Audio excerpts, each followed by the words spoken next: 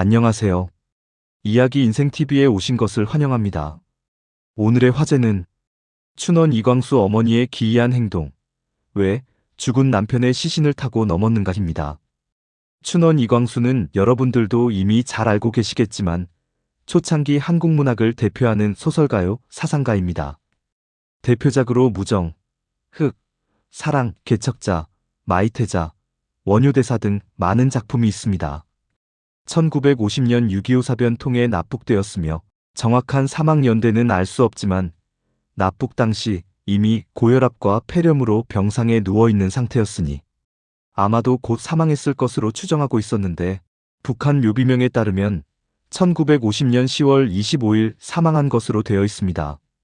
친일파라는 지탄을 받고 있음에도 우리 현대문학을 개척했다는 점에서 그 공적은 무시할 수 없다고 하겠습니다. 이렇듯 많은 공적을 세운 이광수지만 오늘은 이광수가 아니라 그의 어머니 이야기를 해보려고 합니다. 그럼 이광수 어머니 이야기를 시작해볼까요? 초창기 문학사에 큰 업적을 남긴 이광수는 1892년 음력 2월 22일 아버지 이종원과 어머니 충주 김씨 사이에서 장남으로 태어났습니다. 어머니는 23세, 아버지 이종원은 42세였습니다. 19년이라는 나이 차이가 난 것은 전처와 사별한 이종원이 김씨에게 새로 장가를 들었기 때문입니다. 이광수 집안은 당당한 전주 이씨 양반 가문으로 원래 재산도 많았다고 하는데 술 마시고 시를 즐기는 유쾌한 풍류남아 증조할아버지, 할아버지 이렇게 2대에 걸친 재산 탕진으로 아버지 이종원 때에 와서는 가세가 몰락한 상태였습니다. 이종원은 이를 만회하려고 무척 노력하였으나 뜻대로 되지 않았습니다. 초시에는 합격했지만 대속과에서 계속 낙방하여 벼슬길에 나가지 못했기 때문입니다. 어머니 김씨에 대해서는 알려진 바가 없습니다. 충주 김씨라는 것뿐 집안과 학력, 성품 등에 대해서는 기록이 남아있지 않아 우리로서는 알 길이 없습니다. 아버지 돌아가신 때를 회고한 이광수 글 가운데 한 장면이 유일하다고 할 수 있겠습니다. 이광수는 어릴 때부터 산에서 나무를 해오기도 하고 아버지와 함께 새끼를 꼬고 집신을 삼기도 했습니다. 이런 식으로 근근히 꾸려가는 가난한 생활 가운데도 10살이 될 때까지는 그런대로 다복한 삶이었다고 할 수 있습니다. 누이 동생 둘이 태어나고 어머니 아버지 모두 건강했으니 더 바랄 것이 없었습니다. 아버지는 식구들 봉양에는 지극정성을 다한 분이었습니다. 이광수 9살 나던 해 새 집을 지어 이사한 후로는 특히 더 그랬습니다. 돈이 될 만한 일이면 가리지 않고 했습니다. 쌀이나무로 그릇도 만들고 노끈도 꼬고 돗자리와 발을 치기도 하고 호적 베끼는 일을 하기도 했습니다. 아버지 하는 일을 어린 이광수는 자기 힘으로 도울 수 있는 것은 도왔습니다. 그 덕분에 먹고 사는 일은 그다지 큰 어려움이 없었습니다. 그런데 그것도 잠시 이광수가 11살 되던 1902년 음력 8월 이광수의 복이 송두리째 무너지는 사건이 발생했습니다. 그 해에 만연한 호열자, 요즘 용어로는 콜레라에 감염되어 아버지가 먼저 돌아가시고 어머니가 그 뒤를 이었기 때문입니다. 아버지의 증세는 설사로 시작되었는데 가을이 되면서 웬만큼 호전되는가 싶던 아버지의 병세는 다시 악화되었습니다.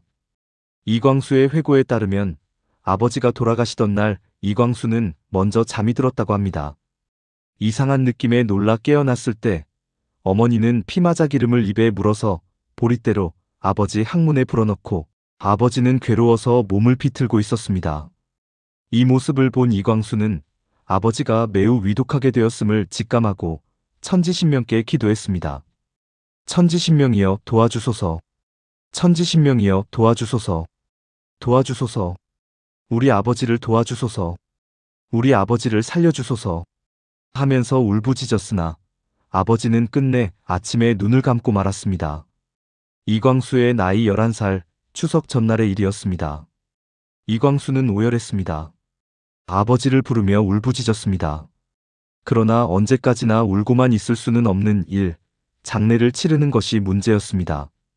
어머니는 우선 동네 친지들에게 이 사실을 알리도록 했습니다.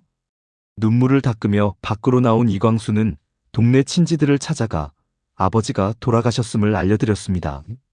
친지들에게 부음을 전하고 돌아와 방문을 열었을 때 이광수는 실로 기이한 광경을 목도했습니다. 그것은 어머니가 3살짜리 누이 동생을 업고 아버지 시신을 타고 넘는 기이한 광경이었습니다. 11살짜리 아이의 눈에도 그것은 도무지 이해가 되지 않는 이상야릇한 광경이었습니다. 동생을 업고 아버지의 시신을 타고 넘다니 이 얼마나 해괴한 일인가. 이광수는 어리둥절해서 어머니를 쳐다보았습니다. 이광수를 보더니 어머니는 이렇게 말했습니다. 이렇게 시신을 타고 넘으면 죽은 사람이 타고 넘은 사람을 데려간다더라. 나하고 애란이는 아버지를 따라가야지. 너하고 애경이는 오래오래 살아야 한다. 당시 정주지방에는 시신을 타고 넘으면 죽은 사람이 타고 넘은 사람을 데려간다는 속설이 있었던 모양입니다. 어머니 김씨는 그 속설을 믿고 남편의 뒤를 따라갈 요량으로 그 괴이한 행동을 벌였던 것입니다. 그 때문이었을까요? 기록에 따르면 아버지가 돌아가신 지 9일 만에 멀쩡했던 어머니가 세상을 떠났습니다.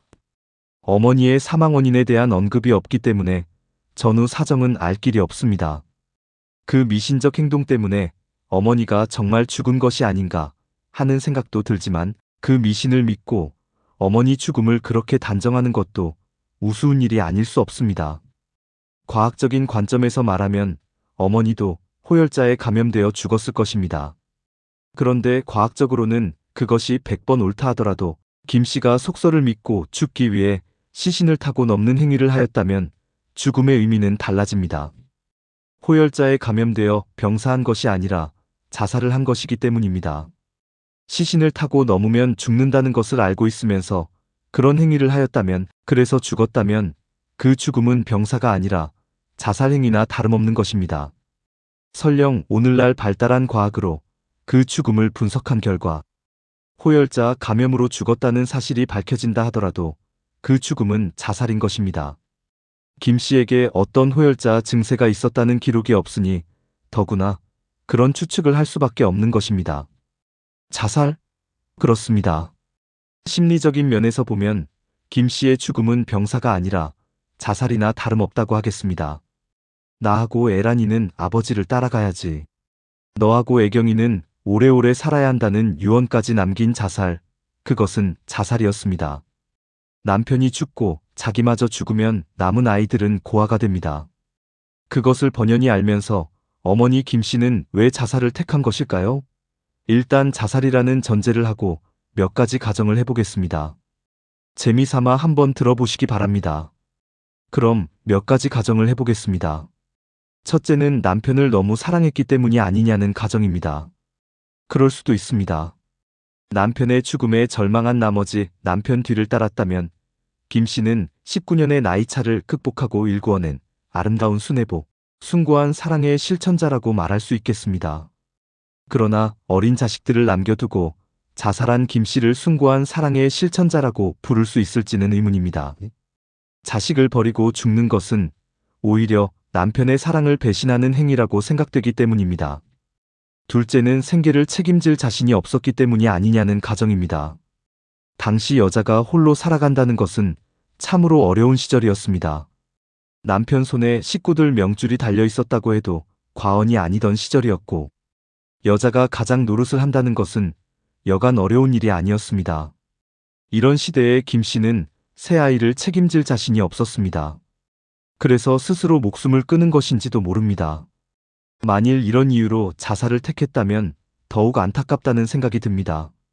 동시에 비난의 여지도 커진다고 하겠습니다. 어린 자식들, 양육의 포기라는 점에서 그렇습니다. 마지막으로 생각해 볼 수 있는 것은 아들 이광수에 대한 배려입니다. 11살의 이광수는 아버지를 도와 제법 돈벌이를 하였습니다. 이것을 모를 리 없는 어머니였습니다. 자신은 가장 역할을 할 능력이 없는데 11살짜리 아들은 자기보다 더 유능하였습니다. 적어도 어머니가 보기에는 그랬습니다. 이럴 경우 한 사람의 입이라도 더는 것은 아들의 어깨를 가볍게 해주는 일일 것입니다. 이것은 나하고 애란이는 아버지를 따라가야지 하고 말하는 데서 유추할 수 있습니다. 자기만 아니라 3살짜리 에란이까지 데려가기로 마음먹은 것은 아들의 어깨를 가볍게 하려는 어머니의 크나큰 배려의 흔적이 아닐까요? 위의 3가지는 어디까지나 가정일 뿐입니다. 어느 하나가 옳을 수도 있고 모두 틀린 가정일 수도 있습니다. 호열자 감염으로 병사한 것이라면 모두 틀린 것이 분명합니다. 앞에서 말한 것처럼 그걸 모르기 때문에 해보는 가정일 뿐입니다. 그런데 3가지 가정 가운데 굳이 하나를 고르라고 하면 나는 마지막 가정을 고르고 싶습니다. 이는 어머니로서 온애와 번민이 그대로 반영된 가정이기 때문입니다. 마지막 가정에서 나는 한없이 아들을 사랑하는 김 씨를 보고 자신의 무능에 대하여는 절망하고 자책하는 김 씨의 소리를 듣는 것 같습니다. 친지들에게 부음을 알리러 떠난 그 짧은 시간에 김 씨는 엄청난 사유의 골짜기와 봉우리를 거쳐 자살이라는 결론을 내렸을 것입니다. 한 사람의 입이라도 덜자. 그것이 아들을 위하는 길이다. 그것은 너무도 아픈 결정이었습니다. 그러나 그것은 잘못된 결정이었습니다. 어머니가 옆에 있다는 것만으로 자식은 힘을 얻는다는 것을 망각한 결정이었습니다. 어머니는 피난처요, 보호자요, 안식처가 아니었던가요? 김 씨의 죽음이 아들의 어깨를 가볍게 해주었을지는 모르지만 이로 인해 아들은 안식처를 잃어버린 고아, 의지할 곳 없는 고아로 전락하고 말았습니다. 만일 김 씨가 이 사실을 깊이 인식했더라면 그는 절대로 자살이라는 극단적인 방법은 택하지 않았을 것입니다. 김 씨는 아들의 어깨를 가볍게 해준다는 그 하나에만 집착한 나머지 아들을 고아로 만드는 돌이킬 수 없는 잘못을 저지른 것입니다. 내가 김 씨의 죽음을 안타까워하는 이유는 바로 여기에 있습니다. 가슴이 미어지는 듯 아픈 이유도 여기에 있습니다. 여러분들은 어떻게 생각하십니까? 무책임하다고 여기지 않으십니까? 나도 무책임한 어머니라고 여기고 있습니다. 당시 상황에서 혼자 힘으로 3남매를 키우기 힘들다고 하더라도 그런 무책임한 행동은 이해하기 어렵습니다. 언젠가 아프리카 늪지대에 물을 먹으러 자식을 데리고 온 엄마 영양의 행동을 본 적이 있습니다. 철 모르는 어린 새끼가 물가운데로 뛰어들자 기다리고 있던 악어 한 마리가 쏜살같이 달려왔습니다. 이것을 본 엄마 영양은 악어 앞으로 뛰어들어 자신을 희생하고 자식을 구하는 장면이었습니다. 이광수의 어머니는 자신의 행동을 엄마 영양 같은 행동이라고 여겼던 것일까요? 세상을 사는 방법은 많고 많은데 한 가지 방법, 입을 덜자는 한 가지 방법에만 집착한 거기에 혹시 문제가 있었던 건 아닐까요? 이광수 어머니 이야기는 여기서 마치도록 하겠습니다. 남은 시간도 편안하시고 행복한 시간 되시기 바랍니다. 구독과 좋아요, 알림 설정 부탁드립니다. 다음 시간에 더 좋은 내용으로 찾아뵙겠습니다. 끝까지 시청해주셔서 감사합니다.